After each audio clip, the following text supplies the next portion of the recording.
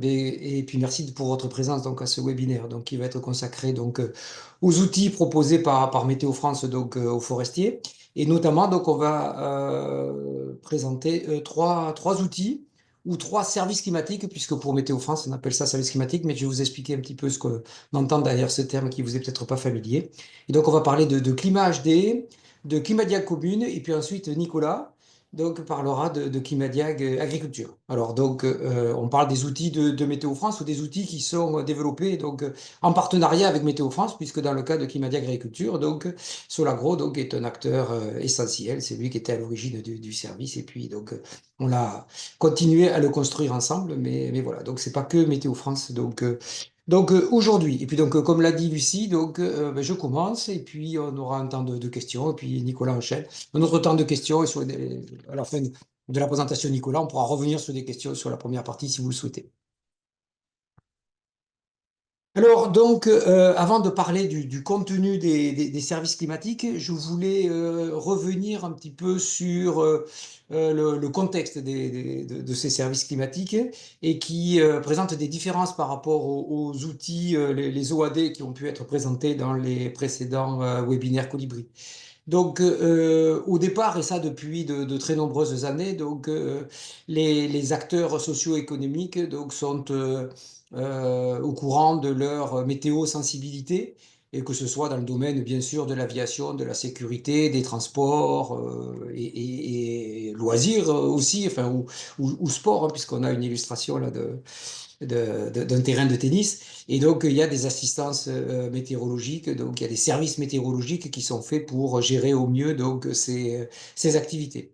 Et puis, donc, les services climatiques sont arrivés un petit peu après, et suite à une prise de conscience générale de la société, à la fois donc, au climat et puis beaucoup au changement climatique. Parce que historiquement, finalement, le climat, il était dans un climat qui est stable, il est connu et intégré de manière empirique dans la plupart des activités. Et puis donc, effectivement, donc, cette connaissance des normales climatiques, elle intervient dans un certain nombre de documents réglementaires, que ce soit l'urbanisme, l'aménagement ou des documents techniques, par exemple, donc, pour la forêt, puisque c'est notre sujet d'aujourd'hui. Et d'ailleurs, souvent plus que la moyenne, ce sont donc les extrêmes climatiques donc, qui interviennent pour alors, la prévention des inondations, mais aussi le seuil des assurances pour la gestion de l'hydraulique par les collectivités ou les aménagements de manière générale.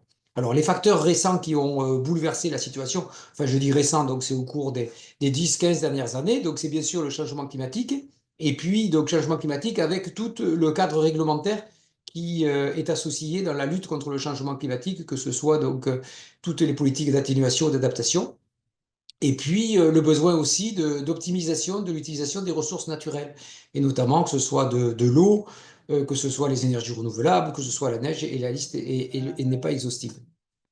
Alors, un autre élément qui a développé l'essor des services climatiques, ce sont les progrès de la science du climat et puis le besoin d'accéder à des données toujours plus nombreuses. Alors, dans la modélisation climatique, donc, en lien avec les travaux donc, du GIEC, donc, on va dire depuis les années 90 à peu près, au moment où ça va commencer à se développer. Donc, il y a des exercices internationaux de modélisation.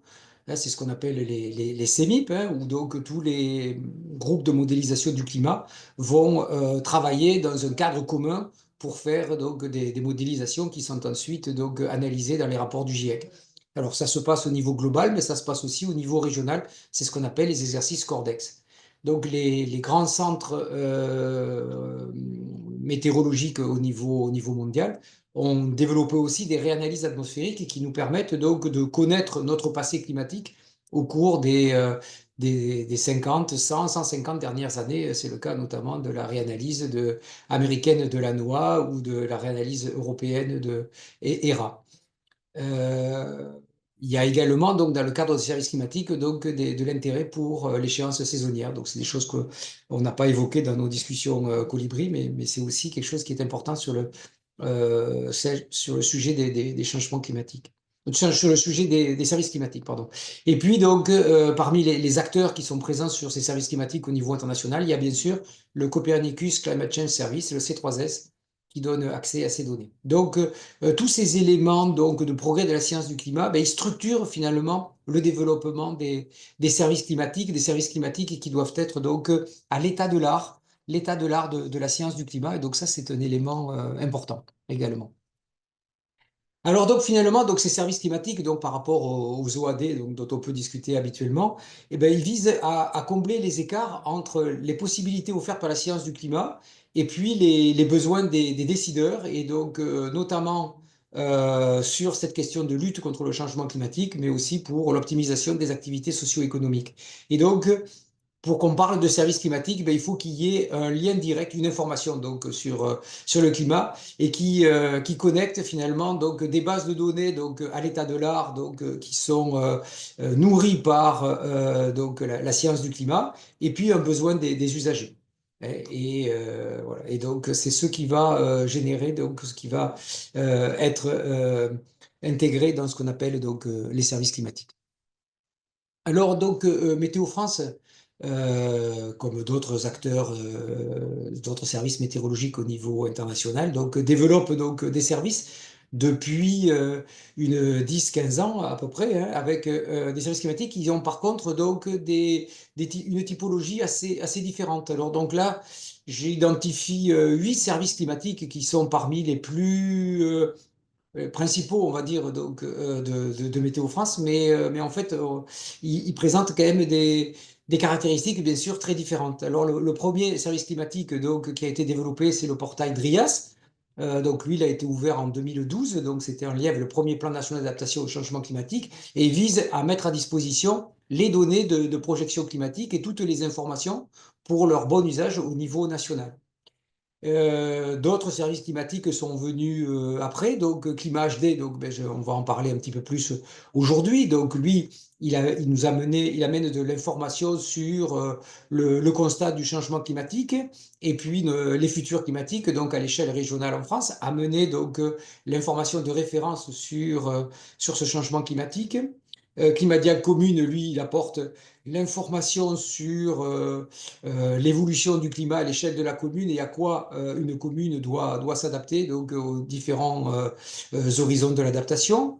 Drias O, lui, amène les projections sur l'hydrologie, sur la ressource en eau en France. Climadiac Agriculture, donc Nicolas va vous le présenter en détail, mais c'est la même idée que pour Climadiac Commune, mais cette fois-ci, c'est à quoi l'agriculture va devoir s'adapter dans les différentes filières, comment vont évoluer les risques climatiques. Et puis, donc, un outil d'auto-évaluation de la sensibilité des entreprises donc, au changement climatique, donc c'est Climadiac Entreprise. On a des services qui sont, donc tous ces services-là donc, sont des services climatiques qui sont en ligne et qui sont gratuits, développés dans un cadre institutionnel.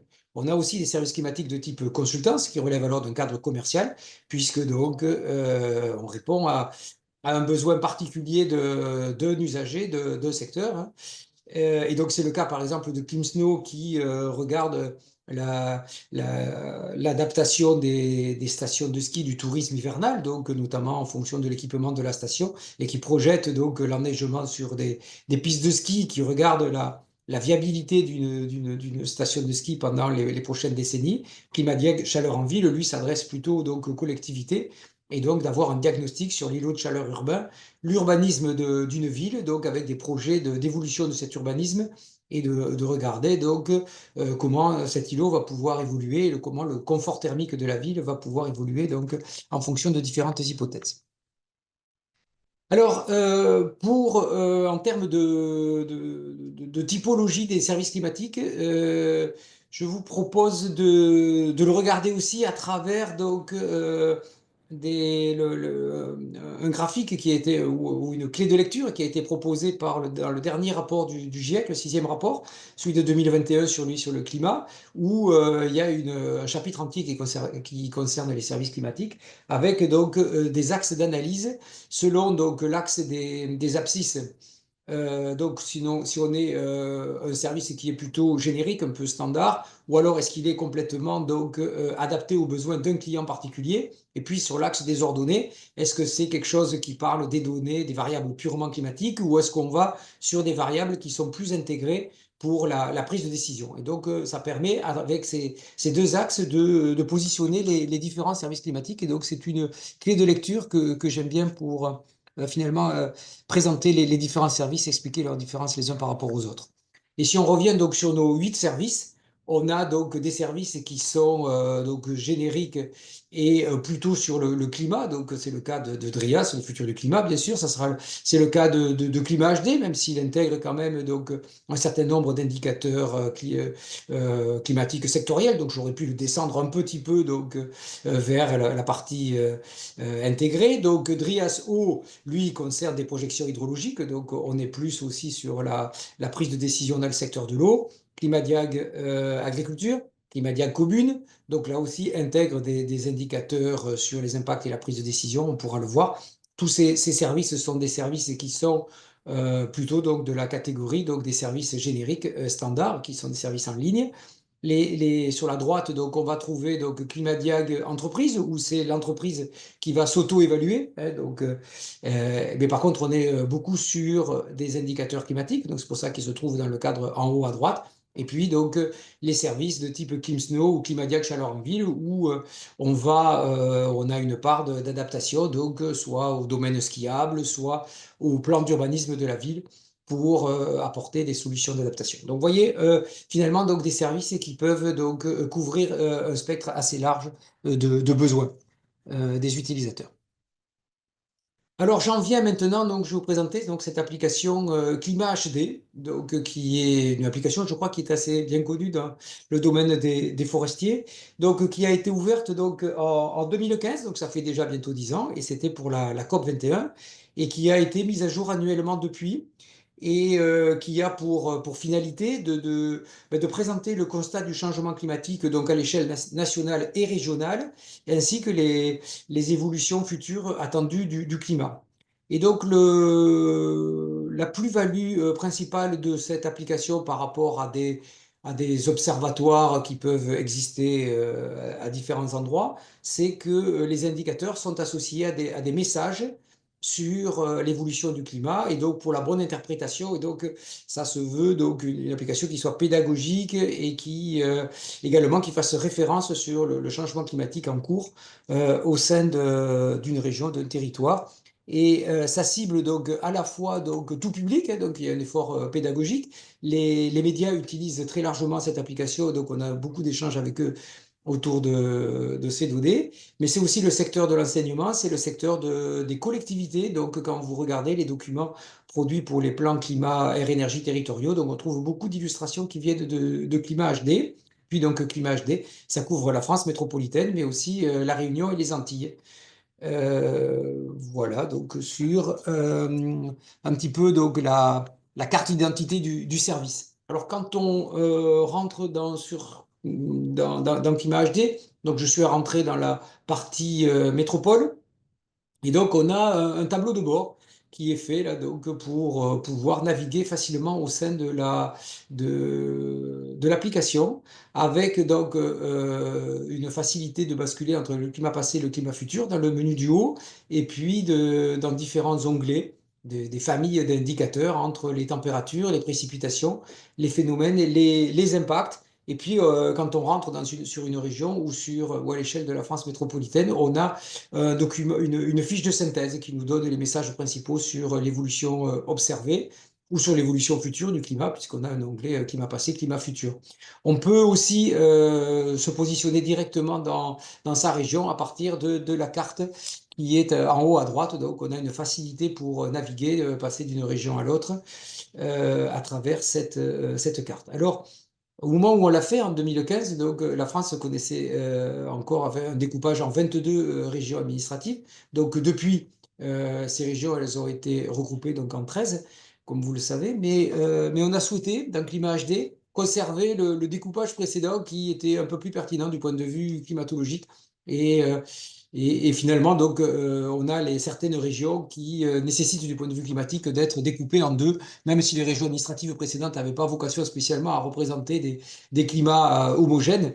Les nouvelles régions, par contre, présentent des différences de climat qui peuvent être difficiles à analyser donc, de manière globale. Donc, on pense bien sûr à l'Occitanie, donc avec une partie méditerranéenne et une partie plus océanique, mais c'est le cas aussi d'autres régions, la région Nouvelle-Aquitaine en particulier, qui est très grande.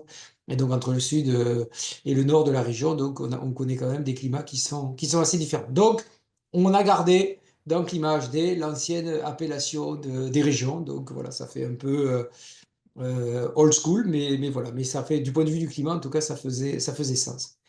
Voilà, et puis donc, vous voyez, avec les boîtes qu'on a donc, en bas de cette page d'accueil, on bascule sur les températures, les précipitations, les phénomènes ou les impacts. Donc, on a les a regroupés dans 4 familles. Alors, donc, je vais choisir pour la suite de la présentation de Climat HD, donc ben, la région Occitanie, donc venant de Toulouse. Donc, ça sera bien. On aurait pu choisir n'importe quelle autre région, bien sûr.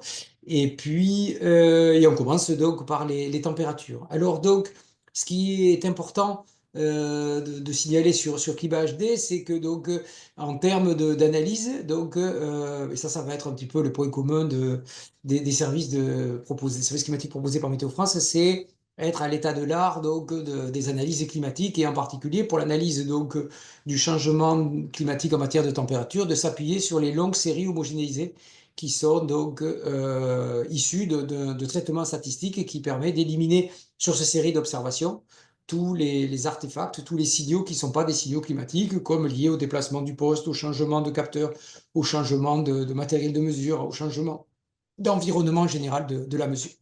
Donc à l'échelle de la région, il y a une sélection de 4 séries généralement qui est réalisée. Donc ça ne veut pas dire qu'il n'y en a pas plus, parce que donc en fait il y a beaucoup plus de séries que ça. Mais voilà, pour la lisibilité de la carte et la cohérence sur les signaux, donc voilà, donc on ne présente que 4 stations qui sont souvent des stations assez connues. Mais voilà, mais il y en a bien d'autres. Et donc toutes les séries homogénéisées, en fait, elles sont disponibles depuis le début de l'année, depuis l'année 2024, pardon, sur le portail DataGouv, météo.datagouv. On pourra y revenir dans la séance de questions si c'est un intérêt pour vous. Et donc voilà, donc l'utilisateur choisit donc une des stations d'intérêt. Donc là, ici, on propose Gourdon, Toulouse, Tarbes et Saint-Girons. Ça permet de l'afficher en plein écran et puis il peut dilater l'axe s'il souhaite. Voilà, et donc les indicateurs proposés qui concernent la température moyenne, minimale, maximale, donc sur 5 périodes de l'année et puis les 4 saisons. Donc vous voyez donc la partie texte qui est en dessous donc de la carte, hein, qui donne des éléments d'analyse.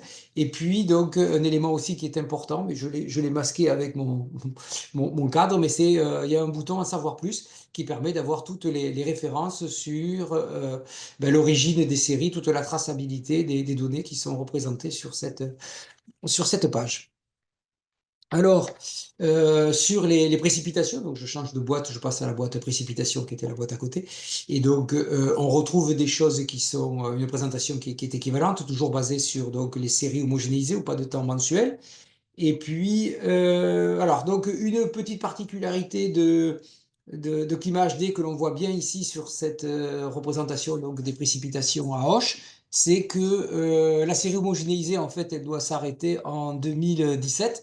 Et vous voyez donc que la série, elle a été prolongée sur les 5 dernières années à partir donc des séries, de la série observée. Alors donc pour montrer que c'est pas une série homogénéisée, elle apparaît dans une couleur différente, mais comme on a des exercices réguliers d'homogénéisation, donc au fur et à mesure, donc la série homogénéisée remplace la série observée sur les dernières années, donc au gré des mises à jour. Donc ici, on se retrouve donc avec 5 périodes qui sont analysées, l'année et les 4 saisons, donc pour le cumul des précipitations. Et puis là, vous voyez cette fois-ci le bouton en savoir plus, donc qui permet donc d'accéder à toutes les informations sur les données qui ont été utilisées. Donc là, je changeais encore de boîte et je vais sur la boîte phénomène. Et donc là, on parle des gelées dans cette rubrique. Et donc toujours un petit peu la même présentation, si ce n'est que dans les séries Pour les précipitations et les températures, donc on avait la base, c'était des séries homogénéisées qui étaient au pas de temps mensuel. Pour aborder la question du nombre de jours de gel, on considère donc des séries qui sont des séries quotidiennes. Mais ces séries quotidiennes, qui ce qu'on appelle séries quotidiennes de référence, elles sont issues donc des séries qui ont fait l'objet d'homogénéisation au pas de temps mensuel. Et la partie qui sert pour la série quotidienne de référence, c'est la partie la plus récente dans laquelle il n'y a pas eu de rupture identifiée, donc de changements importants dans la série, que ce soit donc voilà, les changements qui peuvent se mesurer en termes de leur impact sur la qualité du signal. Alors, vous voyez, par exemple, donc, si on est à l'exemple à la station de Toulouse, donc la série homogénéisée, elle commençait en 1959, mais par contre, donc, notre série quotidienne de référence pour l'analyse du nombre de jours de gel, elle commence en 1973. Donc voilà, ça peut être une limite, mais ça montre aussi donc, toute l'attention qu'il faut avoir lorsqu'on travaille avec des séries observées pour en extraire le signal du changement climatique. Là, je vous ai présenté les journées de gel. Si j'avais présenté les journées chaudes, donc les journées de gel s'appuient sur les températures minimales en dessous du seuil 0 degré. Les journées chaudes, ça aurait été les températures maximales au-dessus de 25. Donc on est à l'échelle de l'année. Donc là aussi, on a un commentaire au niveau texte et puis une description des données, en savoir plus. Dans cette partie phénomène, donc, on a d'autres types d'indicateurs qui sont considérés, et notamment donc, des vagues de chaleur, des vagues de froid, des tempêtes, et qui sont construits à partir d'indicateurs agrégés, donc à l'échelle de la région, soit sur des températures pour vagues de chaleur, vagues de froid, ou alors sur des données de rafales de vent, et donc des fois avec une spatialisation pour obtenir donc ces indicateurs agrégés. Donc voilà, donc c'est ce que j'ai représenté là sur cette figure. Donc systématiquement, donc ces indicateurs, ils ont fait l'objet de publications. Voilà, et donc les références de ces publications sont rappelées dans les fiches associées. Et donc voilà, donc avec des signaux sur l'évolution du nombre de vagues de chaleur selon des périodes différentes. Et on voit que par exemple depuis 1947, donc le message c'est que que les vagues de chaleur, elles ont été multipliées par 4 depuis les années 2000 par rapport en termes de fréquence d'apparition par rapport donc, à la période de la fin du XXe siècle. Et puis sur les tempêtes, par contre, donc là on a le nombre d'événements de tempêtes sur la région Midi-Pyrénées depuis 1980. On voit que donc on a une courbe en U, donc on a eu une décennie, là, notamment donc 2000-2010, sur lequel il y avait eu beaucoup moins de tempêtes. Et puis avec une courbe qui remonte ensuite donc dans la décennie 2010-2020. Donc voilà, donc on n'a pas de tendance claire qui apparaissent sur ce signal. Donc chaque fois, donc tout ça c'est raconté donc dans les analyses texte et, voilà, et avec une description des données utilisées dans un savoir plus. Et alors, si j'en viens donc à la rubrique des impacts, donc là, on va trouver de l'humidité des sols, on va trouver donc la sécheresse des sols, on va trouver des informations sur l'enneigement donc en montagne et le stock nival également, donc pour les problématiques de ressources en eau, puis des informations sur les besoins en chauffage et les besoins en climatisation. Donc là, j'illustre cette partie impact donc avec deux indicateurs, un sur l'évolution de l'humidité des sols, donc on est sur un cycle annuel et on compare donc une moyenne donc 61-90 et puis une moyenne 91-2020. Donc en abscisse, vous avez les mois de l'année. En ordonnée, donc c'est l'humidité du sol qui varie entre en gros 0 et 1. Alors, comme c'est un indicateur agronomique, en fait, 1, ça correspond à la capacité au champ. Hein, toute l'eau est disponible pour la végétation, mais on peut aller au-dessus. Hein, donc à ce moment-là, on va vers la saturation de. Et puis inversement, donc dans les sols secs, donc on ne descend pas complètement à 0, notamment donc à une échelle régionale. Et donc souvent, on considère voilà, qu'on est dans un sol un stress hydrique pour la végétation lorsqu'on atteint des niveaux de 0,4 à peu près en Suisse, donc ce qui se situe donc, voilà, au niveau du sol sec de la figure. Voilà, et donc on a le cycle annuel, donc avec des sols qui sont plus humides donc, au cours de l'hiver et puis qui connaissent une période sèche en été. Et là, ce qu'on voit, donc la courbe donc 91-2020 qui est en dessous de la courbe, quasi systématiquement de la courbe 61-90, ben, ça montre donc l'assèchement en toute saison finalement que l'on observe quasiment en toute saison sur la région Midi-Pyrénées, de l'ordre de quelques pourcents d'humidité du sol voilà, comme quoi le sol s'est asséché sur ces 30 dernières années par rapport aux 30 années précédentes. Et donc ça se traduit donc en matière donc, d'événements de sécheresse des sols. Donc, c'est ce qui est représenté ici donc, sur le graphe de droite. Et on voit donc que donc là, c'est la sécheresse des sols, donc de durée de retour 10 ans à peu près, donc avec la surface de la région qui connaît ce type de sécheresse au cours de l'année. Et on voit donc qu'elle a été multipliée par 3 à peu près là depuis les années 60, avec un événement majeur donc qui est l'année 2022, bien sûr, donc sur la région. Donc voilà, donc ce genre d'informations, donc avec des indicateurs plus ou moins complexes, qui sont expliqués donc dans ces fiches dans les documents là, qui sont voilà, les messages de texte et puis dans les à savoir plus. Et alors donc par rapport à ce que j'avais présenté jusqu'à présent, donc on avait des séries homogénéisées, on avait des indicateurs agrégés là, qui pouvaient venir de spatialisation des températures ou de spatialisation du vent. Et puis donc dans cette rubrique donc impact, on utilise aussi des données qui viennent de modélisation hydrologique, modélisation de la neige, et donc à partir avec lesquels on va construire des indicateurs donc à l'échelle de la région pour caractériser donc certains impacts physiques. Voilà donc sur Climat HD, donc le climat passé. Et en fait, donc, on a le même style de diagnostic en climat futur. Et l'idée, autant que possible, c'est de conserver les mêmes indicateurs entre le climat passé et le climat futur. Donc, on peut suivre donc, finalement donc, l'évolution des indicateurs. Alors, donc, pour bien montrer là, ce lien entre le futur, le passé et le futur, on représente donc la distribution des températures passées sur les graphes d'évolution donc des températures au niveau du futur. Alors, donc, à gauche, ce sont les températures, à droite, ce sont les précipitations. Mais vous voyez, donc, on a rajouté donc, une représentation donc, en histogramme donc, des températures sur les graphiques d'évolution donc, de ces températures sur sur l'ancienne région Midi-Pyrénées, donc selon 3 scénarios climatiques, puisque donc là, les futurs climatiques, eh bien, ils dépendent de nos émissions de gaz à effet de serre. Donc, on a un scénario de faible émission en vert, un scénario d'émission modérée en orange, et puis un scénario de forte émission donc en violet. Et donc les données qui sont utilisées ici, donc ce sont des données de projection climatique, donc des projections donc issues de l'ensemble DRIES 2020. Et puis donc on continue à avoir la même logique que précédemment, des analyses sous forme de texte, une description donc des données utilisées dans la rubrique en savoir plus. Donc c'est pareil pour les précipitations. Alors, je ne vais pas passer en revue donc l'ensemble des indicateurs de climat HD pour le futur. Vous avez compris que finalement, c'est la même chose que pour le climat passé. Mais ce que je voulais introduire ici, parce que ça va servir aussi pour Nicolas, pour l'intervention de Nicolas ensuite, c'est la différence entre l'approche en scénario climatique ou alors cette trajectoire de réchauffement de référence pour l'adaptation au changement climatique. Et la question se pose, selon les services climatiques, d'utiliser une source d'information ou une autre.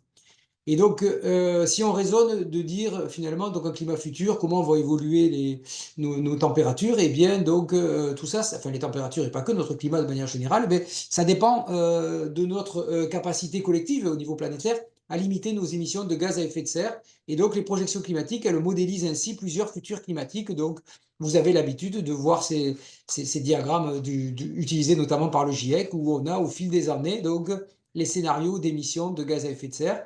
Et donc, tout à l'heure, je vous parlais donc, des scénarios de faible émission, donc ce qui revient ici à la rubrique basse, ce qui est les émissions modérées, donc, ou on dit intermédiaires, ou alors les émissions élevées. Donc, tout à l'heure, j'étais dans les scénarios du 5e rapport du GIEC, donc on appelait donc, en RCP.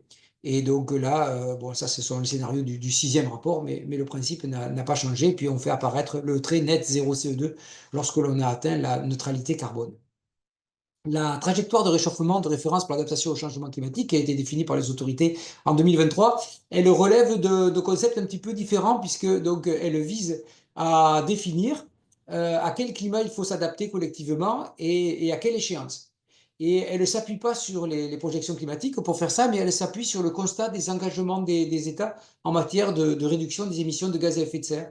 Et donc, voilà, c'est des choses qui sont vues donc, dans les différentes COP. Hein, c'est là où les États donc, publient leurs engagements, leurs politiques climatiques et leurs engagements à réduire leurs émissions de gaz à effet de serre dans les prochaines années. Et donc, ce qui a été encore précisé cet automne, c'était que, en l'absence de mesures additionnelles, ben, les engagements des États en matière de réduction d'émissions de gaz à effet de serre et les politiques climatiques qui sont implémentées aujourd'hui, donc ça peut un petit peu différencier, bien, elles nous amènent sur un niveau de réchauffement de l'ordre de 3 degrés 1, de 3 degrés, oui, de 3 degrés au niveau planétaire. Alors donc c'est 3 degrés 1 quand on regarde les politiques climatiques qui sont réellement mises en œuvre, et puis 2 degrés 8 si on considère donc les engagements. Et donc c'est pour ça que donc les autorités françaises ont considéré que indépendamment de tout faire pour rester donc dans le seuil de l'accord de Paris, c'est-à-dire en dessous des 2 degrés, ça veut dire, et donc pour cela, ça veut dire que la France et l'Europe visent donc la neutralité carbone en 2050. Par ailleurs, donc, il est prudent de chercher à s'adapter donc à un climat qui pourrait se réchauffer de 3 degrés jusqu'à la fin du siècle, et donc c'est l'esprit donc de cette traque. Et donc cette traque, donc voilà, donc on va représenter avec cette flèche donc de réchauffement, donc au niveau planétaire, donc 3 degrés global. Et puis donc la traque, elle intègre aussi des échéances intermédiaires 2030 et 2050, donc 2 degrés global en 2050, 1,5 degré en 2030. Et ça, c'est basé sur les projections climatiques les plus récentes, sixième rapport du GIEC, qui nous font dire que pour les 25 prochaines années, finalement, donc les choses sont relativement jouées. Donc les différents scénarios climatiques d'émissions nous amènent sur à peu près les mêmes niveaux de réchauffement. Et puis, il y a eu un travail particulier qui a été mené donc, avec l'appui de Météo France, c'est de faire la correspondance entre le niveau de réchauffement global et puis le niveau de réchauffement sur la France hexagonale. Et donc, c'est ce qui a permis de préciser donc, la correspondance entre le 3 degrés global et le 4 degrés de réchauffement sur la France hexagonale. Donc, échéance d'adaptation pour 2100, à échéance d'adaptation 2050 de 2 degrés global, 2 degrés 7 donc, par rapport à la période pré-industrielle pour la France, et puis donc 2030, 1 degré 5 et 2 degrés par rapport au pré-industriel. Alors, donc, cette trajectoire, donc, elle s'appuie sur l'intérêt de l'approche par niveau de réchauffement, qui est que la plupart des impacts climatiques, eh bien, ils dépendent du niveau de réchauffement global atteint à l'échelle planétaire et pas de la date d'occurrence ou de la trajectoire suivie. Et donc, voilà, donc finalement, voilà, ce qui détermine donc les impacts, c'est le niveau de réchauffement global et pas le moment où ils se produisent. Donc, on peut parler d'un climat de la France donc, à 4 degrés ou de la France à 2 degrés 7. Ça fait sens du point de vue du fonctionnement donc, de notre système climatique. Une autre question qui est souvent posée, c'est la traque est-elle un scénario pessimiste? Alors, la traque est un scénario qui est inquiétant en termes donc, de changement climatique et des impacts sur nos activités et nos milieux. Mais par contre, donc, en termes finalement, donc, de réalisme du scénario, il n'est pas spécialement pessimiste puisqu'il s'appuie sur le constat actuel des engagements des États à réduire leurs émissions de gaz à effet de serre. Donc, c'est plutôt un scénario prudent plutôt qu'un scénario pessimiste. Alors donc, quelles données climatiques pour la traque? Donc, Météo France a été chargé de préparer un jeu de données donc, qui correspond donc à cette trajectoire et le mettre à disposition sur le portail DRIAS. Donc, c'est quelque chose qui a été fait donc, au deuxième semestre de l'année 2023 et début de l'année 2024. Et ce jeu, donc, il s'est appuyé sur l'ensemble de projections climatiques qui était le plus récent et le plus complet sur la France, donc qui était le jeu qui avait été élaboré dans le cadre du projet national Explore 2 sur l'hydrologie, et ce qui permet donc de caractériser le climat de la France et ses incertitudes aux différents horizons de la traque. Donc, dans ce jeu Explore 2, donc, on dispose de 17 simulations climatiques dans lesquelles donc, on a identifié les années dans lesquelles on atteignait les températures qui correspondent à la traque. Donc, par rapport donc, à l'approche en scénario climatique, ben, il y a eu un certain post-traitement qui a été réalisé sur les simulations et on a découpé finalement les périodes de 20 ans autour de la date pivot où chaque simulation climatique atteignait donc les niveaux donc, qui étaient identifiés par la traque. Alors ça veut dire donc que par cette opération, finalement, on remet à égalité toutes les simulations climatiques. Donc, précédemment, quand on fait une analyse par scénario climatique, des fois, on se dit, oh ben, on a plus confiance dans les simulations qui ben, collent mieux aux observations. Cette remarque, elle n'a plus vraiment de sens, elle n'a même aucun sens dans la traque, puisque finalement, toutes les simulations, elles sont traitées, on les remet donc au même niveau de température. Et donc, elles correspondent toutes aux observations, puisque donc c'est ce qui a été fait par construction. Voilà, et puis donc, ben voilà, donc là je parle du portail Drias qui a mis à disposition une quinzaine d'indicateurs sur cette track, mais 15 indicateurs, mais aussi donc toutes les données pour pouvoir calculer des indicateurs climatiques sur bien d'autres variables et avec d'autres définitions, et donc c'est ce que vous montrera d'ailleurs Nicolas dans sa présentation. Alors donc l'application Climadia commune donc elle donne donc c'est un outil essentiel pour accéder à cette information donc sur les données de la traque. Donc son objectif c'est de donner un accès simple à la donnée climatique sur sa commune et donc elle répond à une demande institutionnelle et donc notamment donc, du ministère de l'écologie, de l'ONERC à ce moment-là pour ben, que tous les acteurs locaux puissent trouver facilement l'information sur à quoi il doit s'adapter à l'échelle de sa commune en termes de climat par rapport à un portail DRIAS qui est plus à destination de bureaux d'études et d'acteurs ayant des compétences techniques pour traiter l'information. Donc ce portail il a été ouvert en 2022 au départ, donc c'était avec des scénarios climatiques, il était sur l'horizon 2050, et puis donc depuis l'an dernier, donc il intègre les données de la traque donc avec le jeu de Rias dont je vous ai parlé. Et il est accessible donc sur PC, sur tablette et smartphone, et donc avec une représentation simplifiée. Donc voilà, donc c'est la représentation qui a été choisie pour être donc ce qu'on appelle un petit peu trident. Et donc pour chaque indicateur climatique et chaque horizon, donc on choisit un horizon 2030, 2050, 2100, un horizon d'adaptation, et on a une information qui est présentée donc avec une médiane, donc, mais aussi une enveloppe basse et une enveloppe haute donc de l'évolution de l'indicateur climatique. Et donc on peut avoir donc une synthèse imprimable également du diagnostic sur sa commune. Et puis la liste des indicateurs qui est présentée, elle dépend des risques climatiques qui sont présents sur la commune. Alors notamment, il y a la question donc des niveaux marins, donc les communes qui sont sensibles à l'élévation du niveau marin, les communes littorales, mais aussi donc les communes de montagne, donc avec des problématiques d'enneigement, des problématiques d'inondation là pour d'autres communes. Voilà. Et puis donc voilà. Puis l'idée c'est qu'on bascule facilement donc sur les différents horizons d'adaptation à partir de l'application.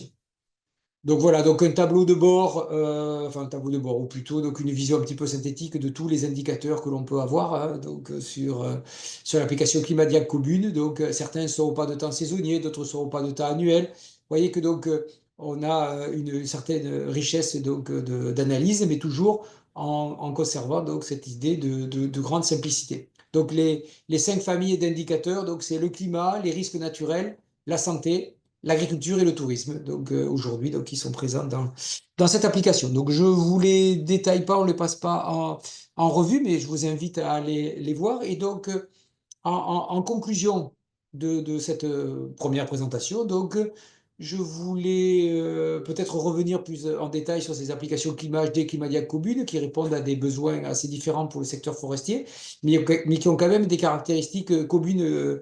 Voilà. Et donc, Climat HD, donc, c'est l'application pour connaître le constat du changement climatique et les projections climatiques donc, à l'échelle de ma région.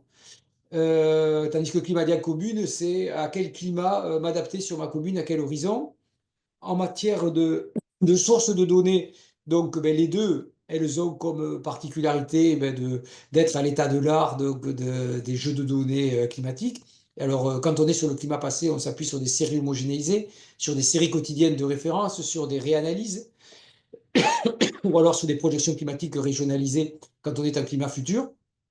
dans Climadia Commune, c'est le jeu Track 2023 de Drias. Le lien avec les utilisateurs, c'est aussi des choses donc, que l'on discute beaucoup dans le projet Colibri. Donc, dans Climat HD, donc, on n'a pas eu de co-construction avec les utilisateurs. Donc, ça a été plus l'opportunité de la COP 21 là, qui nous a amené à développer cette application en répondant à des besoins qui avaient été exprimés. Mais par contre, donc, ce qui est à noter, c'est qu'on a une hotline et donc avec la capacité voilà, d'avoir des échanges donc, avec les utilisateurs pour l'utilisation de ces indicateurs. Dans Climadia Commune, là, on avait une commande institutionnelle et donc l'application a été présentée et présentée régulièrement dans ses évolutions donc, au service du ministère. Un autre point fort de ces applications, c'est la prise en compte des incertitudes, donc, alors de manière différente, puisque donc, en matière de climat futur, dans le climat HD, 3 scénarios climatiques, 12 modèles. Dans Climadia Commune, on a 17 simulations qui sont synthétisées, donc avec des médianes, des enveloppes basses et des enveloppes hautes. Les couvertures géographiques diffèrent entre ces deux applications, donc métropole et outre-mer Réunion Antilles pour Climat HD. Seulement métropole pour Climadia Commune, mais l'ouverture vers l'outre-mer va arriver très vite. Donc les développements aussi donc, ont été faits en interne pour Climat HD, alors que c'est beaucoup par sous-traitance, donc avec donc, Machina Corpus, donc l'entreprise Machina Corpus, donc sur les aspects informatiques pour Climadia Commune. Fréquence de mise à jour annuelle exigeante sur Climat HD. Alors, pour Climadia Commune, donc, ça va dépendre donc, de la disponibilité des jeux de données climatiques pour traduire cette trajectoire d'adaptation. Et puis les évolutions à venir, donc, pour Climat HD, ben, donc, bien sûr la mise à jour des données 2024, et puis donc, de nouveaux indicateurs sur le climat futur, et puis d'une certaine façon, essayer de représenter la traque de façon à pouvoir faire cette distinction entre les scénarios climatiques un petit peu enfin, liés donc aux émissions de gaz à effet de serre et puis cette trajectoire d'adaptation, de comprendre la différence.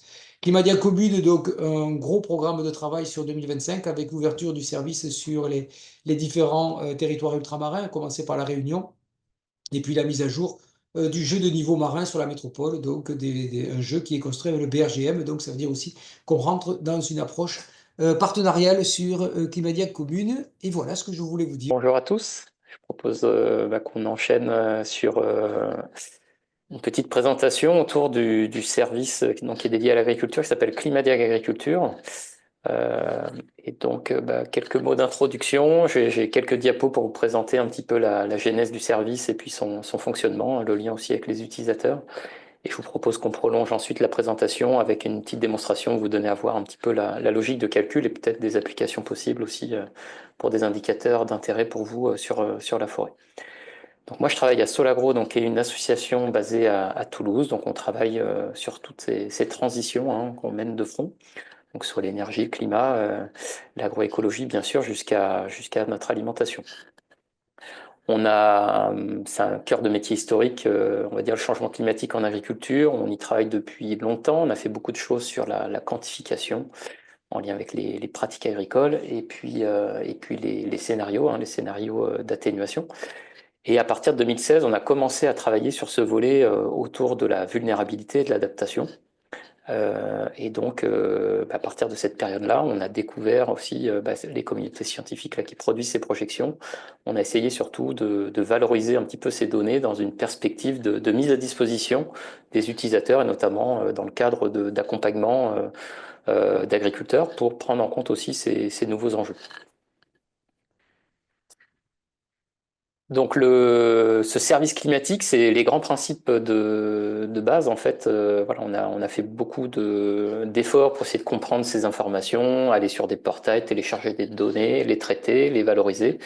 Voilà, donc très rapidement, on s'est rendu compte, voilà, entre 2016 et 2020, que ce travail, c'était un travail, ça prenait beaucoup de temps, et on se demandait aussi, voilà, si les efforts qui avaient été faits de notre côté pouvaient peut-être être mutualisé dans le sens où bénéficier d'un portail libre d'accès, ça pouvait peut-être être une étape qui favoriserait la mise en place de démarches d'adaptation pour un plus grand nombre d'acteurs agricoles. Donc le fait de recourir à un outil commun pour accélérer la mise en place de démarches d'adaptation, ça a été un petit peu ce qui nous a guidés. Et donc, les grands principes du portail, un petit peu de nos rêves, quand on a lancé ce projet en 2020, c'était de pouvoir rentrer dans des logiques de type projection climatique basée sur plusieurs modèles, hein, il y a autant de données que de simulations. Donc, faire du multimodèle, c'est plus de data. Donc, avoir un outil de calcul qui soit capable de traiter ça. De pouvoir mobiliser ces projections climatiques pour toute la France métropolitaine. Donc, on a des données qui sont sur des points de grille, et donc l'idée étant de, voilà, qu'on soit au nord, au sud, à l'est, à l'ouest, qu'on puisse facilement accéder un petit peu à tout ça. De proposer des indicateurs prêts à l'emploi, finalement, on revient à la physiologie un petit peu, hein, voilà, quelles sont des zones à risque pour les différentes cultures et quels sont les risques climatiques en fonction de certains stades de culture. Donc il y a toute une connaissance, hein, agronomique qui permet de rentrer un petit peu ou de réétudier à l'aune des nouveaux climats les nouveaux enjeux de vulnérabilité.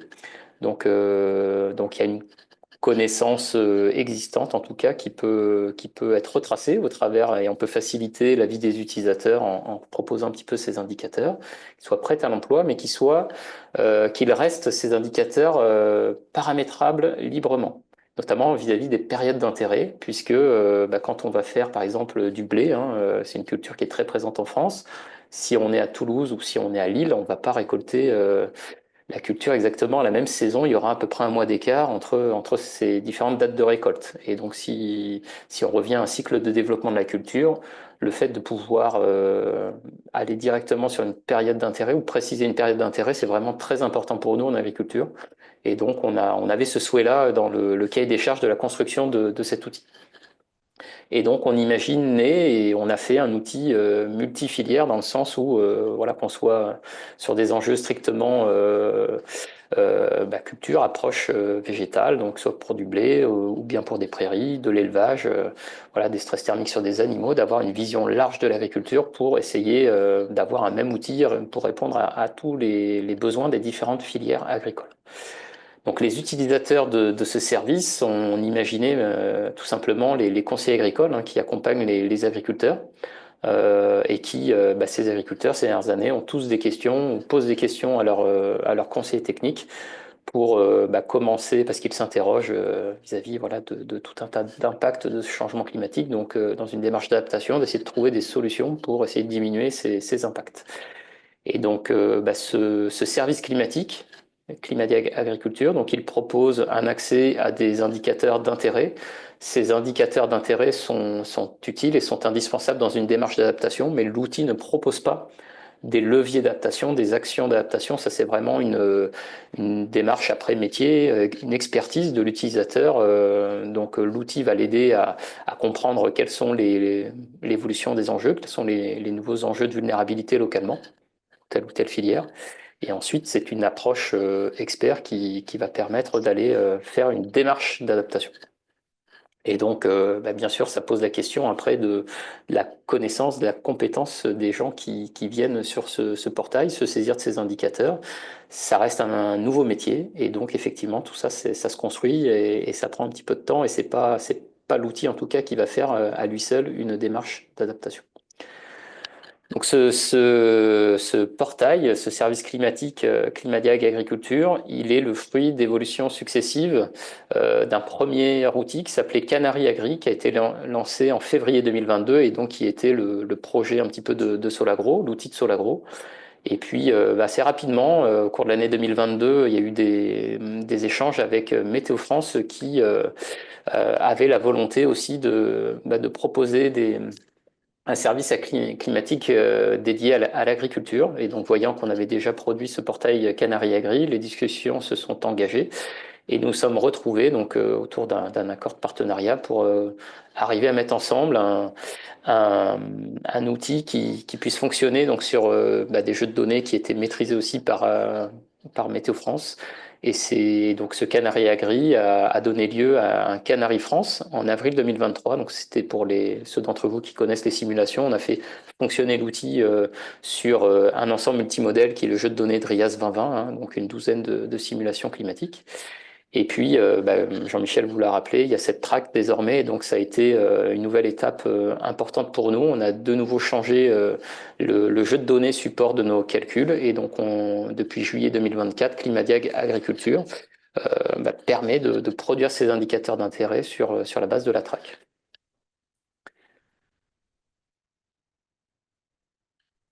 Alors, quelques chiffres autour de la dynamique des utilisateurs et des usages. Donc, le service a été lancé en 2022. En 2022, vous pouvez voir on va dire qu'en fin d'année, on avait un peu plus de 1000 utilisateurs pour un peu plus de 7500 calculs réalisés. Puis d'année en année, ces usages et ces utilisateurs se sont développés, hein. Donc aujourd'hui, on a à peu près 4600 utilisateurs. Et puis l'outil a montré un petit peu sa robustesse dans le sens où, suite à cette dynamique de cette augmentation à la fois des utilisateurs et des usages, on a réussi à faire front et l'outil trouve son public et se déploie au fur et à mesure du temps. Une autre représentation graphique de ces utilisateurs usages, donc qui est une approche plutôt mensuelle, pour vous montrer que actuellement, donc c'est le cas là. Donc depuis ces derniers mois, donc on a un peu plus de 2200 calculs qui sont faits désormais chaque mois là depuis qu'on a basculé donc en juillet 2024 l'outil sur la track. Et donc tout ça nous montre qu'en agriculture, on a toujours de plus en plus d'usages derrière ce type de plateforme. Voilà. Donc ça augmente avec le temps. Et donc il y a de plus en plus aussi de conseillers qui sont capables d'aller mobiliser aussi ce type d'outil. Alors, on a un petit historique derrière cet outil donc, qui a évolué, qui est disponible depuis 3 ans. Et donc en 2023, on a voulu faire une première enquête auprès des... Donc on fonctionne de temps à autre par des enquêtes, par mail ou bien en ciblant des personnes qui semblent avoir un usage un petit peu différent pour essayer de comprendre finalement quels sont les... Est-ce que le service convient ou non déjà qui utilise le service, est-ce que le service convient et quels seraient des besoins éventuellement futurs. Donc on a ce type de document donc, qui est disponible, hein, on vous fera circuler les PowerPoint. Donc il y a un lien actif, vous retrouverez cette publication ADEME pour ceux qui voudraient creuser. Donc en 2023, quand on avait fait cette enquête, donc on avait pu identifier une vingtaine de communautés d'organismes agricoles qui étaient représentées. Donc on a touché un large spectre d'organismes agricoles, hein. Et donc, ceux qui sont nos principaux utilisateurs en 2023, ce sont plutôt les bureaux d'études, hein, qui vont faire ces premiers accompagnements autour de l'adaptation, et puis bien sûr les chambres d'agriculture qui sont au plus près des agriculteurs et qui réceptionnent, hein, ces nouvelles questions aussi d'agriculteurs. Voilà. Mais au-delà de tout ça, on a vraiment du côté de l'amont, on va retrouver tout l'ensemble des organismes agricoles, en passant par les bio jusqu'à des coopératives agricoles, bien sûr, et puis l'enseignement agricole, hein, qui est aussi très présent dans nos utilisateurs. Et puis, on va retrouver aussi plutôt l'aval, hein, donc les entreprises de l'agroalimentaire, les premiers transformateurs qui dépendent aussi de données d'entrée, qui sont les productions agricoles et qui, eux aussi, au regard de ces dernières années, commencent à s'interroger aussi sur des approvisionnements ou des difficultés d'approvisionnement. Et donc, les enquêtes qui ont été menées sur ces premiers usages ont permis de montrer qu'on avait quelques utilisateurs très avancés, très aguerris, et puis une masse d'utilisateurs qui restent des gens qui découvrent, ce sont des nouvelles informations, et donc on a des usages qui sont plutôt limités à une découverte de l'outil plutôt qu'une utilisation dans un cadre professionnel. Donc, on va dire que l'outil leur a permis, dans un premier temps, probablement de mieux comprendre un petit peu ce qu'étaient les évolutions climatiques, mais pas forcément encore d'en faire un outil d'expertise dans le cadre de leur travail. Et ça, c'est quelque chose plutôt en devenir au travers des entretiens qu'on a pu mener. Au niveau de l'outil en lui-même, ce service climatique, hein, c'est une grosse calculette qui va très rapidement proposer un résultat. Je vais vous montrer ça tout à l'heure. Donc On est guidé au travers d'une étape de calcul, une procédure qui respecte trois étapes, pardon. On va choisir une localité, on va choisir un indicateur, et ensuite on va éventuellement modifier un petit peu la requête en termes de période ou de seuil, et on va obtenir un résultat en quelques secondes. Donc l'outil est relativement performant là-dessus. Bon, j'ai quelques graphiques ici pour vous montrer qu'on a fait des enquêtes utilisateurs et que l'outil amène vraiment amène vraiment des éléments d'intérêt pour nos utilisateurs et qu'ils sont plutôt dans des dynamiques aujourd'hui enfin, à l'époque, on les a interrogés, c'était plutôt dans une dynamique à déployer davantage encore ce type d'utilisation pour l'année à venir. Et effectivement, c'est ce qu'on a pu voir dans l'année qui vient de se passer. Donc le service est plutôt performant. Là où il y a besoin d'aider un petit peu les utilisateurs, c'est plutôt de donner un petit peu des clés pour savoir comment utiliser ce type d'outil pour réellement mener des expertises. Et donc on a cherché à mettre ça en place au cours de l'année 2024 et notamment à partir de webinaires. Donc on a fonctionné un petit peu comme vous le faites aujourd'hui avec des webinaires pour à la fois faire découvrir l'outil dans une première partie, c'est au premier semestre 2024, c'est ce qu'on avait fait. Donc 3 webinaires ici avec un contenu identique pour essayer de proposer des explications sur la plateforme, hein, plutôt pour des gens qui découvrent ou n'ont pas voilà, ou ont commencé à regarder, mais ne sont pas allés très loin dans leurs usages. Et puis ensuite, on a mis en place 3 webinaires vraiment avec des applications sectorielles, alors en viticulture, en grande culture ou en élevage. Où on est rentré dans une logique plus approfondie en lien avec ce secteur d'activité, avec cette filière. Et donc, on s'est appuyé sur des retours d'expérience d'utilisateurs qu'on est allé chercher, qui ont utilisé de manière plus avancée l'outil dans ces applications. Et donc, ce partage d'expérience entre pairs a été l'occasion un petit peu de donner à voir pour ceux qui se posent des questions, qui sont restés aux portes un petit peu de cet usage plus avancé, de comprendre comment d'autres peut-être collègues se sont emparés un petit peu de la chose. Et bien sûr, avec des temps d'échange à la fin de ces webinaires pour continuer à favoriser une utilisation toujours plus avancée de la part de ceux qui sont restés à l'étape je découvre. Donc ces ressources sont disponibles en ligne et sont bien sûr des éléments qui restent des supports aussi pour nos utilisateurs. Alors l'outil propose aussi dans sa version en ligne un guide utilisateur, donc qui fait plusieurs dizaines de pages, qui permet de réexpliquer un petit peu et notamment de donner à voir la liste des nombreux indicateurs. On a 250 utilisateurs prêts à l'emploi aujourd'hui, donc il y en a beaucoup. Et donc c'est dans cet espace qu'on peut en avoir aussi une vue d'ensemble, par exemple. On a aussi fait vivre régulièrement une foire aux questions sur Climadiag Agriculture. Donc cette foire aux questions, vous en avez une illustration là sur la droite. Elle permet, je pense, aujourd'hui de répondre à peu près à 80 ou 90% des questions récurrentes, hein, qui nous reviennent de la part de ces utilisateurs. Et puis les utilisateurs ont la possibilité de revenir vers nous au travers d'un email contact. Et donc on a des retours variés, on a des retours plutôt de personnes qui cherchent à identifier, voilà, qui ont peut-être des idées pour des nouveaux indicateurs. Et donc ça, c'était exactement le sens un petit peu de cet email de contact, d'être en capacité aussi de pouvoir relayer au fil de l'eau peut-être des demandes qui sont peut-être pas limitantes. On a peut-être des procédures de calcul qui existent et qui sont capables de couvrir des nouveaux besoins. Voilà. Peut-être de faire apparaître une nouvelle thématique aussi, hein. On a beaucoup de cultures un peu mineures, hein, en agriculture, qui avec peut-être spontanément moins de facilité à automatiser des indicateurs, mais il y a des experts ou il y a des conseillers qui ont l'habitude de travailler ces espèces-là et qui sont capables d'identifier aussi des indicateurs d'intérêt. Donc on est le réceptacle aussi de ces échanges, de cet email auprès des utilisateurs. Et donc on a cette capacité aussi à réceptionner tout type de demandes et de voir après comment on peut éventuellement débloquer certains.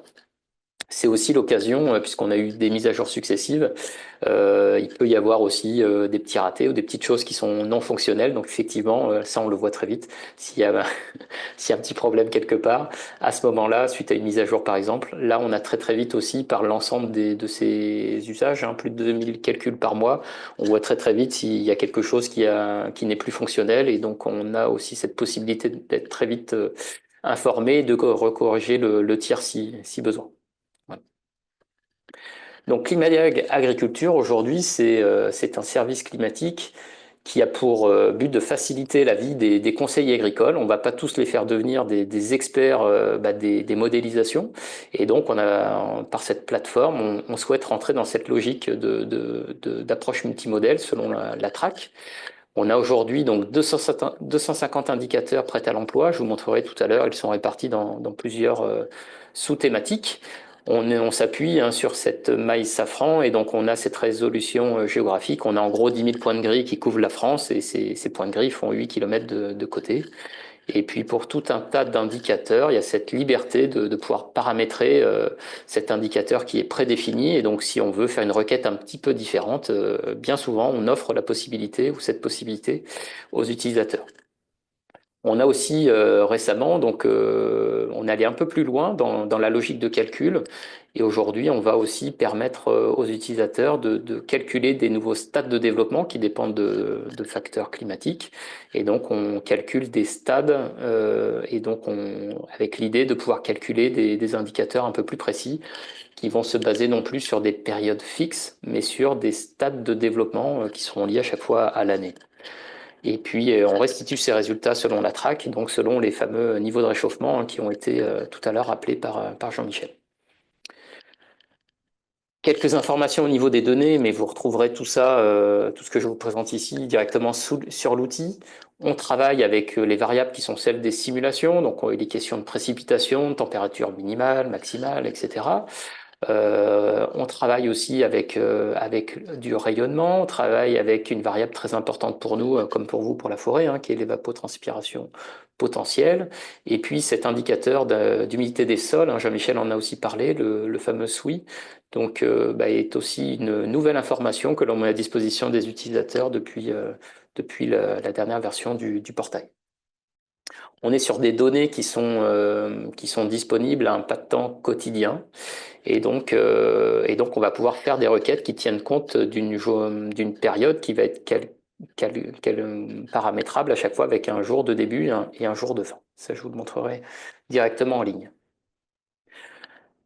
Alors, pour rentrer dans cette logique un petit peu d'indicateur agroclimatique, je vous ai remis ici, alors c'est le cycle de développement d'une culture. Il s'agit d'un poids protéagineux, mais peu importe, on peut dupliquer cette approche pour n'importe quelle culture, pour nous en agriculture.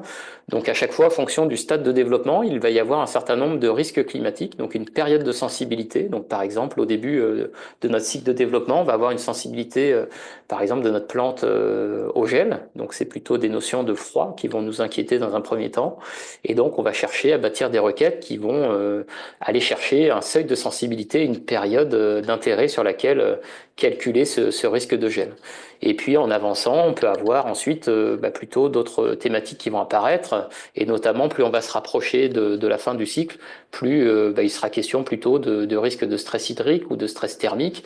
Et donc, chaque plante va avoir sa propre période un petit peu d'intérêt en fonction des différents risques climatique. Et donc, il peut y avoir vraiment, on peut imaginer beaucoup d'indicateurs si on rentre dans ce niveau de précision, pardon, pour l'ensemble des cultures possibles sous nos climats.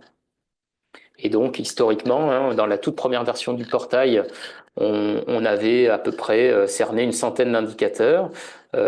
Sur la version intermédiaire Canary France, celle de 2023, on proposait à peu près 150 indicateurs. Et là, avec Climadia Agriculture, on est aujourd'hui à 250 indicateurs et on a encore plein d'idées pour proposer de nouvelles choses ou des choses qui viennent un peu en complément de ce qui existe déjà.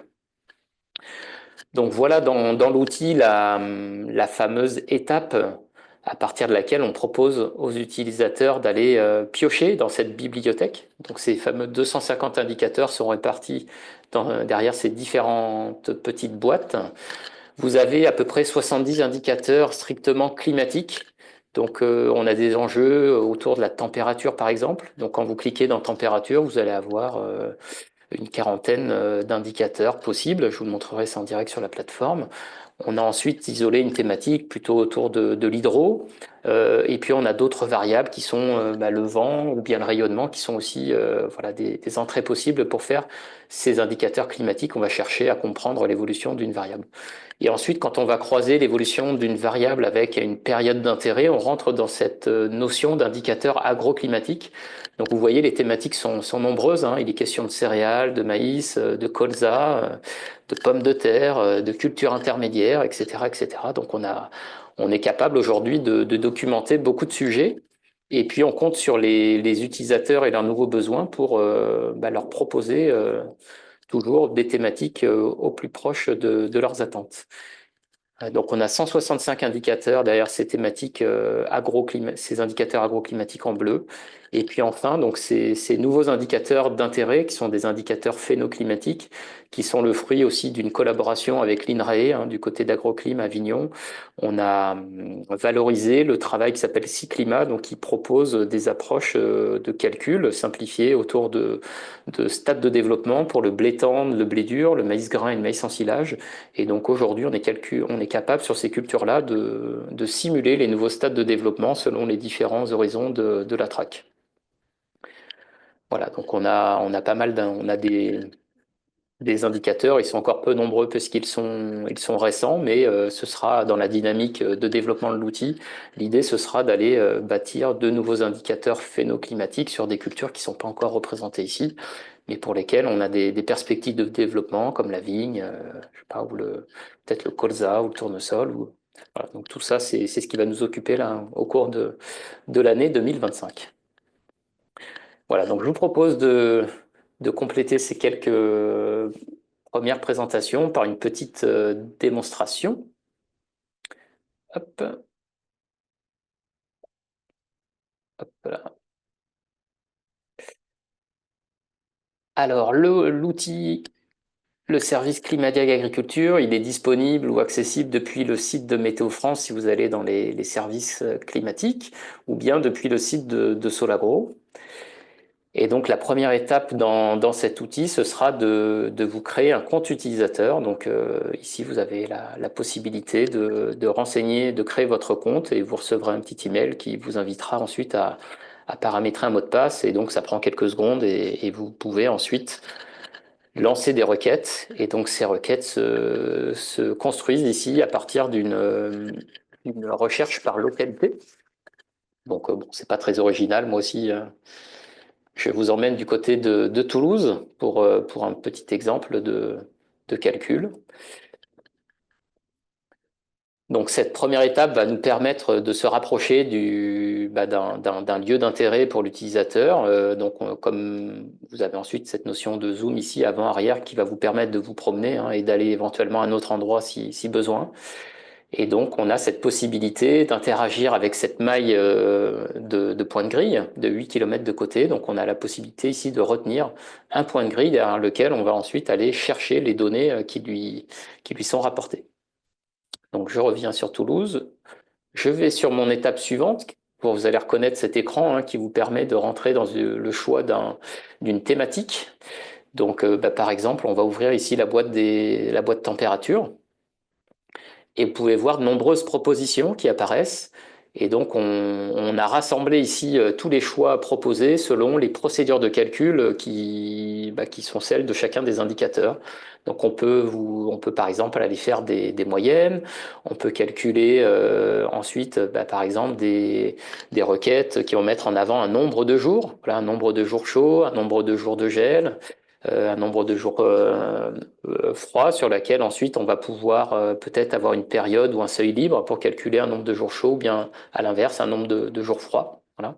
Et donc quand on clique à chaque fois sur l'un des indicateurs, on a une petite définition qui apparaît. Alors ici on est sur quelque chose d'extrêmement simple et puis parfois on le verra et notamment quand on rentrera dans les indicateurs plus de filières, on peut avoir des définitions un petit peu plus structurées, un petit peu plus complexes. On peut calculer ensuite on peut calculer des indicateurs qui vont mettre en avant des requêtes, par exemple, quel est le premier jour chaud de l'année ou bien le premier jour de gel. On peut aussi, de la même manière, aller chercher le dernier jour chaud ou bien le dernier jour froid d'une période d'intérêt ou bien de l'année. On peut aussi calculer des nombres de jours consécutifs qui vont répondre à un paramétrage. Donc voilà, quel est le nombre de jours consécutifs sur une période à définir qui va répondre à tel ou tel critère de température maximale, par exemple. Voilà, donc on peut faire beaucoup de choses. Je vais vous montrer un premier exemple sur quelque chose d'assez simple. Donc pour visualiser ensemble ensuite l'interface de résultat. Donc, je choisis ici un indicateur qui va tout simplement me mettre en avant l'évolution des températures minimales annuelles pour ce point de grille donc, qui est situé à Toulouse. Donc, on va calculer la moyenne des températures minimales entre le 1er janvier et le 31 décembre. Donc, si tout va bien, on a un résultat normalement assez rapide. Voilà, donc généralement, au bout de 3-4 secondes, vous obtenez votre résultat. Donc, on fait vraiment faire des calculs à la volée. Ça fait partie des points forts de ce service. Il est réellement ouvert en termes de paramétrage de calcul.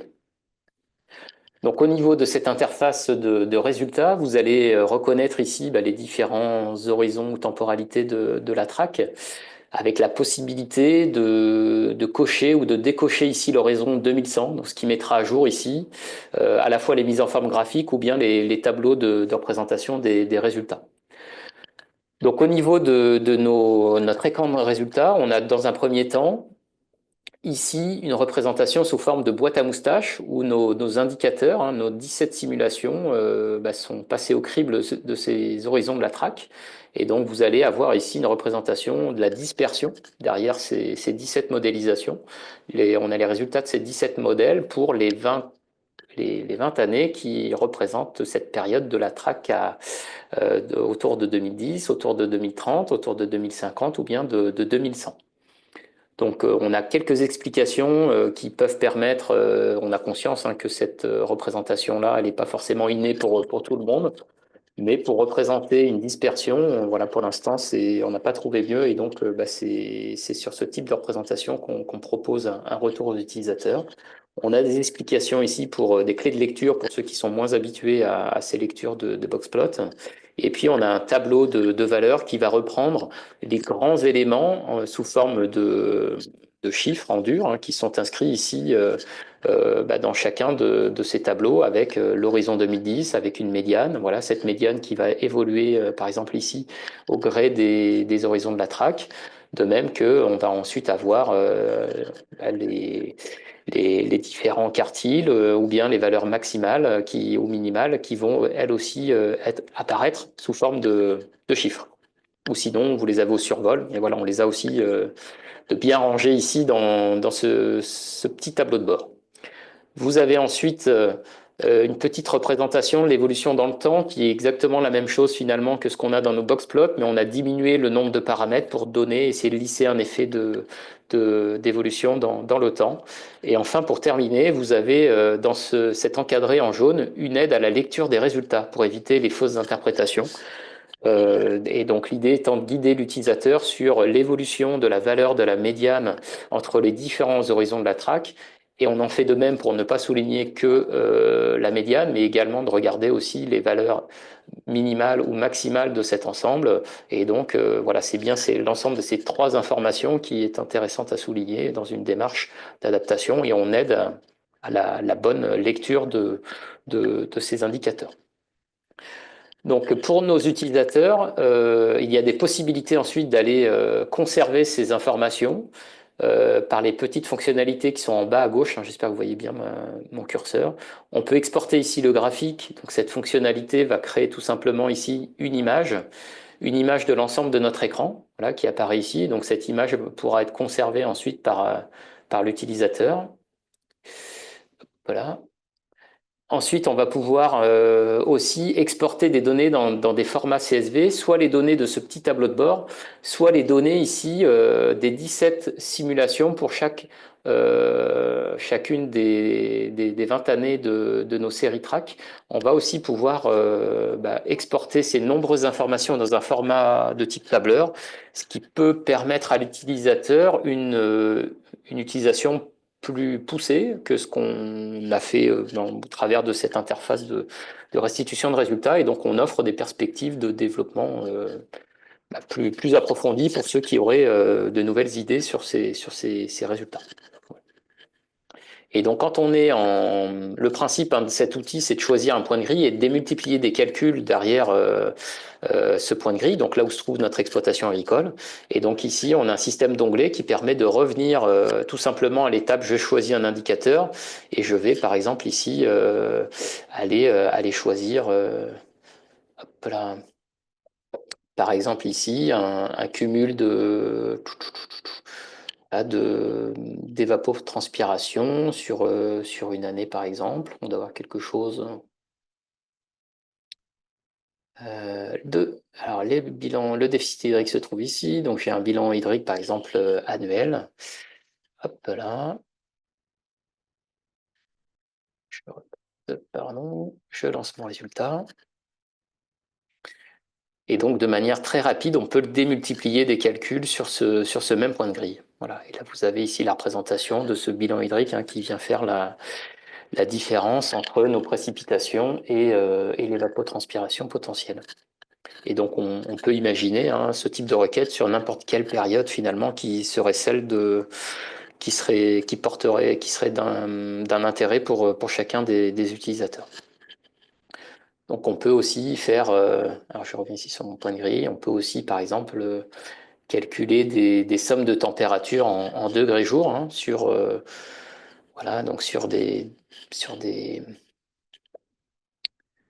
en paramétrant à chaque fois des bornes. Donc, quelle est la température de base? Est-ce qu'on veut écréter ou non des températures? On peut rentrer dans ces logiques-là. Et donc, l'outil de calcul, là encore, est assez performant pour aller vous restituer ce type de résultat. Voilà. Donc, les applications sont très nombreuses. Retenez qu'ici, voilà, on a vraiment étoffé ce type d'indicateur sur la base aussi des retours d'utilisateurs et donc au travers de ces webinaires, au travers de ces retours par email, au travers d'enquêtes aussi ciblées auprès de certains usagers, on essaye de toujours renforcer un petit peu ces possibilités de calcul. Et donc, on peut probablement, on a aussi des usagers qui viennent sur l'outil qui ne sont pas forcément toujours non plus des experts de l'agriculture, mais qui utilisent cet outil de calcul pour d'autres finalités, notamment ici on peut le voir au travers des indicateurs climatiques, il y a pas mal de possibilités. Voilà. Et puis peut-être dans une perspective pour vous, pour la forêt, on peut aussi imaginer une thématique un peu dédiée avec peut-être un pré-mâchage d'indicateurs qui vous serait utile pour pouvoir voilà, restituer des requêtes qui seraient des choses assez génériques ou assez redondante, par exemple, pour certains d'entre vous. Voilà, donc je vous propose d'en arrêter là pour ma présentation.